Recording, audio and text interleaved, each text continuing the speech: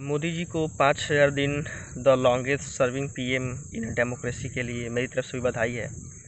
लेकिन इन 5000 दिनों में कुछ ऐसी भी चीज़ें हैं जो कान खड़े कर देती है आम जनता के। पहला सवाल ये है कि 5000 दिन में आपने अकम्प्लिश क्या किया है? आपने कौन सी ऐसी स्कीम्स चला दी फ्रीबीज़ को छोड़ के? लाडली बहन योजना हो गई या फिर जो फ्री में राशन तेल चीनी दे रहे हैं उसको छोड़ के जनता को मूर्ख बनाने के अलावा आपने और क्या ही किया? दूसरा बड़ा सवाल ये है कि आपने एक बार भी जनता के समक्ष आके जनता की समस्या को डायरेक्टली फेस नहीं किया, उसका समाधान नहीं बताया और मतलब कुल मिला के ज़ीरो प्रेस कॉन्फ्रेंस है, ये तो पब्लिक डोमेन में है ही।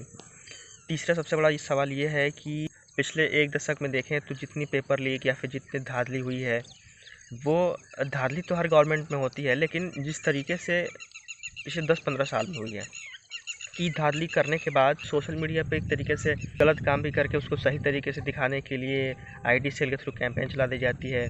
आपके सांसद, आपके विधायक अगर रेपिस्ट हैं, जो भी विक्टिम है उसको दिन दहाड़े जान से मार दिया जाता है और वो फिर कुछ दिनों के बाद ही कंधे पे घूमने लगता है।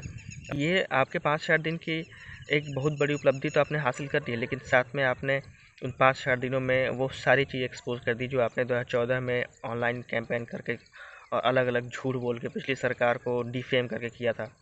पेपर लीक की जो प्रॉब्लम्स अभी नई नई खड़ी हुई है और एक बहुत बड़ी समस्या है कि एनटीए जैसी भी इसको नहीं कंट्रोल कर पा रही है या फिर वहाँ बैठे लोग ही पेपर लीक कर दे रहे हैं, तो उनमें इतनी हिम्मत आ कैसे रही है? यदि आपका 56 इंच का सीना है, आपका जीरो टॉलरेंस पॉलिसी है, गवर्नमेंट में ना खाऊंगा ना खाने दूंगा वाली पॉलिसी है, तो फिर ये सारी चीज़ें हो कैसे रही हैं? पेपर लीक करने के पीछे और क्या मकसद हो सकता है? जब ऑपरेशन सिंदूर हुआ उस टाइम पे भी हम लगभग इंटरनेशनली आइसोलेट ही हो गए थे, तो इंटरनेशनल लेवल पे भी जो हमारी छवि एक धूमिल सी हो गई है, उसके पीछे का रीज़न आपकी पॉलिसी है, आपकी फॉरेन पॉलिसी है।